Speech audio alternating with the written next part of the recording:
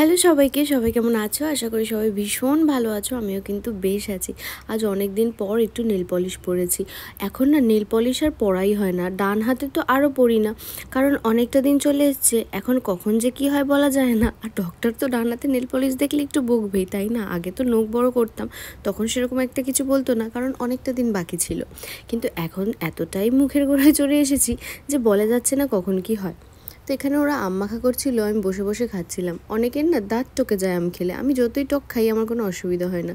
ওইখানে বসে বসে আমার ব্লগ দেখছিল আর বলছিল একটা কিডনি বিক্রি করে তোমাকে একটা ফোন কিনে দেবো।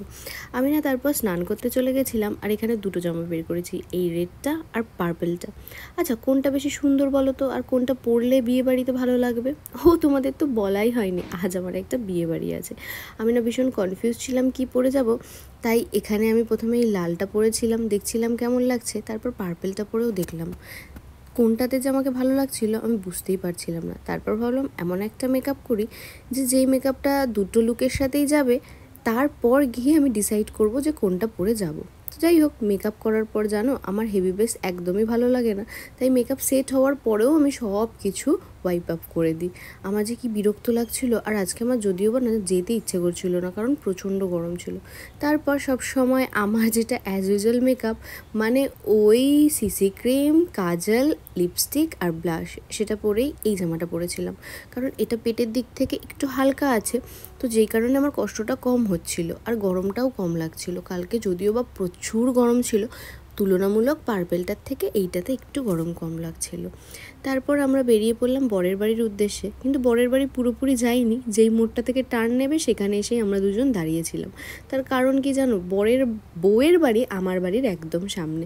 বেকার বেকার আমরা উল্টো দিকে কেন যাব? তারপর একদম মেয়ের বাড়ির সামনেই বরের গাড়ি দাঁড় করিয়ে দেওয়া হয়েছিল, কারণ তারা বাজনার সাথে বরকে নিয়ে যাবে। তো দেখো, দু চাকা যেতে না যেতেই মেয়ের বাড়ি চলে এসেছে। এখানে সবাই ওয়েট করছিল। আর এখন হচ্ছে এই যে এ হলো আজকে শো স্টপার, আর এ হলো আমার বরের বন্ধু সবুজদা, দাদারই আজকে বিয়ে। তো এখানে যেহেতু এখন বরণ হবে আর কিছু রিচুয়ালস আছে, তো আমরা সবাই মিলে এখানে দাঁড়িয়েছিলাম। প্রথমে মেয়ের মা এখানে বরণ করে নিচ্ছিল, আর তারপরে তোমাদেরকে আরও একটা সুন্দর জিনিস দেখাবো। দাঁড়াও, প্রথমে তোমাদেরকে বরণটা দেখিয়ে দিই।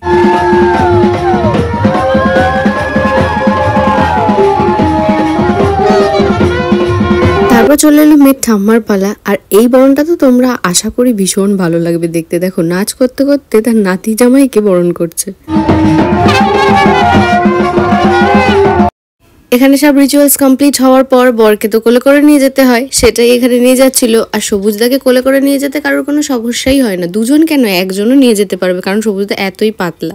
তো সবাই সবুজদার পেছন পেছন চলে আসছিল, কিন্তু গিয়ে আবার অ্যাজ ইউজুয়াল গেটে গিয়ে দাঁড়িয়ে পড়তে হলো, কারণ হচ্ছে এখানে গেট ধরবে। এই রিচুয়ালসটা তো সব থেকে বড় রিচুয়ালস বিয়ে বাড়িতে, তাই না? প্রথমে তো সবুজদা জানতো সবুজদার কোনো শালিই নেই, কিন্তু টাকা নেওয়ার সময় দেখছি যে অনেক শালি হয়ে গেছে। তারপরে আমি কি এখানে একটু সলভ করার চেষ্টা করছিলাম, এরা আবার 10,000 টাকার ডিমান্ড করেছিল। লাস্টে গিয়ে মনে হয় ওই 3,000 টাকায় সমাপ্ত হয়েছে, তাও আবার জুতোটা নিয়ে গেছিল। তো ফাইনালি এদেরকে 3,000 টাকায় রাজি করে আমরা চলে গেছিলাম ভেতর দিকে। আর এটা হলো বিয়ের মণ্ডপ, এখানেই বিয়েটা হবে। আর ওই প্লেসটায় করেছে হচ্ছে বরের বসার জায়গা। মেয়ে যেহেতু ঘরে বসেছে, তো এখানে সবাই মিলে এবার করবে ফটোশ্যুট। আর এত গরম, তোমরা শুধু আজকের দিনটা আমি শুধু ভাবছিলাম যে কিভাবে এসছি। লোকজন সব বসেছিল, তারপর আমরা ভাবলাম যে এবার একটু কনেকে দেখে আসি, কারণ আমি কখনো মানে মেয়েকে দেখিইনি।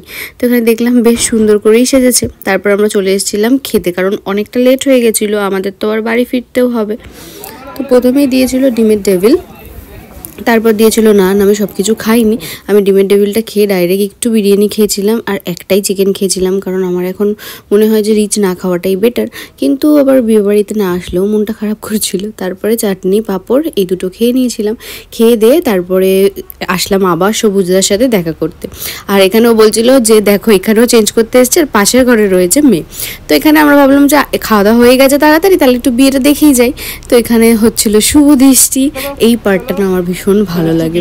আর আমার বর বলছিল যে সবুজ টুকি, আর ও হেসে দিচ্ছিল। তারপর আমরা বাড়ি চলে এলাম, বাড়ি এসে ফ্রেশ ট্রেশ হয়ে শুয়ে পড়েছি। হঠাৎ করে রাত্রিবেলা আমার একটু ক্রেভিংস হয়েছে, আমি একটু আইসক্রিম খাবো, সেটাই বসে বসে এখানে খাচ্ছিলাম।